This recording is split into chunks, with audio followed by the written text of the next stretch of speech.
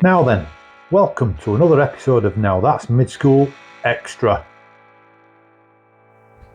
1998 was a good year in the midschool era, I reckon. The first road fools hit the shops, Terrible One was born, Schwinn, GT and Haro were killing it in the completes marketplace. UGP and Little Devil were decking everyone out in the best riding garments. G-Sport was rewriting the hub rules, and I'm only really scratching the surface of all the products that for me made the midschool stand head and shoulders above the old school stuff. Moulds were being broken with every product section in issues of Ride BMX, BMX Plus, Dig, Ride UK and the rest. Along with kink bikes, FBM didn't just dip their toe into the hardware market in 1998, they dive bombed into it with some serious East Coast swagger and raised their name to iconic levels, and in such a short space of time too. Legendary status was pretty much assured. FBM's brand of BMX was without rules, other than to have the maximum fun on your bike. Breaking bikes was never fun though, and so Steve Crandall and Mike Tagg made FBM's foray into the frame market a heavyweight first effort.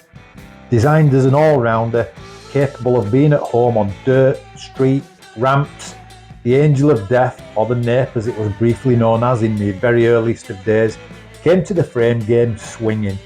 With its thick tubing, wishbones and large dropouts, and weighing in at 8 pounds, it was going to be a big hitter, and Mike Tagg was down to test it to the limits. FBM tasked Spooky Cycles of New York to build the first generation of what would go on to be an icon of the midschool. Just the name of it, Angel of Death, gave it kudos in the marketplace, let alone that street god Mike Tagg had a hand in the design. The name of it just ramped its purpose up to 11, and if you rode one, you'd better have been up to some serious riding. Over the course of 6 years, give or take a month or two, there were 4 generations produced, and on a galloping horse there wasn't much to tell them apart. The basic design carried through from start to finish. It's only when you stop and really look that you see the design evolution, and between the last two, you really need to get the magnifying glasses out.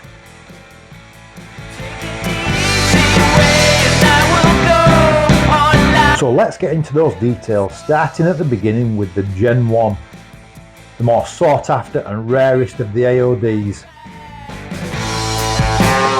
Typical of Spooky's offerings, we have the straight unmachined head tube, one gusset beneath the down tube, which FBM stuck with for all generations. The shape of the gusset remained the same, with only very slight differences in the way the gussets tapered down. Moving down, a classic solid cylinder of metal for a cable stop and a simple cable guide. Next up are the wishbone stay assemblies. All 4 stays were given some serious bend where they meet the upper and lower wishbones, basically giving a smaller circumference of weld. Moving further towards the rear, chainstay brake mounts of course on all Angel of Deaths. And at the back we have the bullet tip stays or dome tip stays, like you see on the first generation Terrible One progressions and Kink Empires. With so few unmolested examples, there's no way of knowing if the axle slots were available in 14mm. In 1998, 14mm slots from new were a rare sight, and if we take a look at Steve Crandall's restored Gen 1 here, you can see that they're 10mm slots. This example, belonging to Gav Cope of the UK, had its dropouts opened up to 14mm at some point in its life, as I expect most were. The dropout plates were 6mm thick, and the shape of them didn't really change over the years, certainly not in a meaningful way.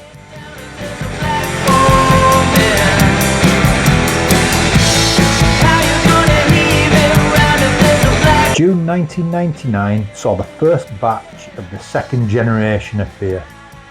Made by Caston, and of the 4 versions, the only one to feature an externally machined head tube.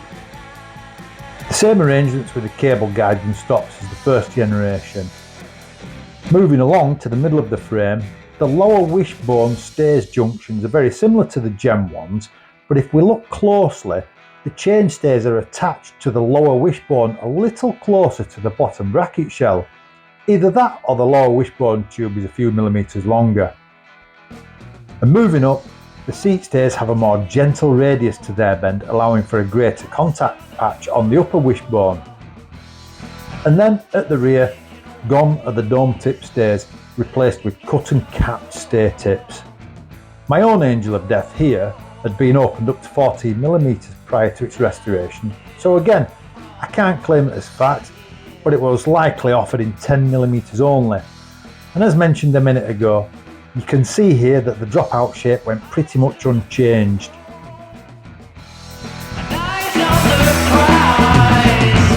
On with the third gen then. Mars Industries made the first of 2 batches in July 2000 and changes were afoot. The design reverted back to the straight head tube. The same brake guides and stops that featured on the Spooky and Custom frames were retained, but the biggest difference are with those wishbone stay junctions. Look how much of the lower wishbone is connected to the stays. The cut and bend of the chain stays allowed for a huge contact patch to the wishbone tube and are practically butted up to the bottom bracket shell.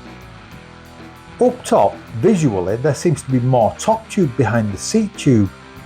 The seat stays look to have more or less the same cut and bend to them as those seen on the Gen 2, and they appear to be welded to the upper wishbone in the same position.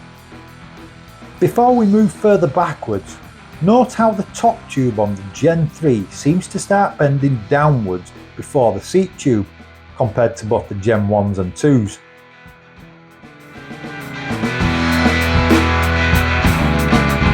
So until I started doing my research on the Angel of Death, I had it in my head that there were only 3 generations of it: Spooky, Karsten and Mars.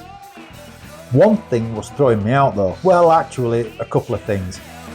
I kept finding what I thought were Gen 3s with slightly different head tube, down tube assemblies and cable stops. If we look at this Gen 3 and then this one, you can see how the down tube was cut to wrap further around the head tube, pretty much enveloping the back 50% of the head tube. And then the much simpler cable stop. And that bend in the top tube that I was just talking about seems to have reverted back to starting at the seat tube instead of in front of the seat tube. My first thought was that Mars must have produced a second batch. I didn't want to guess though, so I reached out to John Lee. John Lee wasn't at FBM for that period though, so he told me to reach out to Mike Herb, who's still running FBM as a brand but not as a manufacturer. Check out the website by the way. As well as soft goods, they occasionally have authentic decals and other bits and pieces too.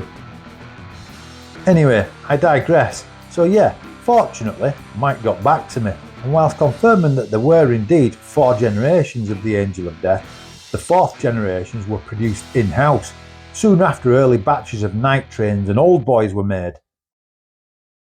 So that front end down tube detail, the small cable stop and the sharper bend to the top tube are markers for the Gen 4 Angel of Death. Numbers wise, as informed by Mike Herb, are as follows. There were 100 Spooky Angel of Deaths, 265 cast and Angel of Deaths spread over 2 batches, and 550 Mars Industries Angel of Deaths, again spread over 2 batches.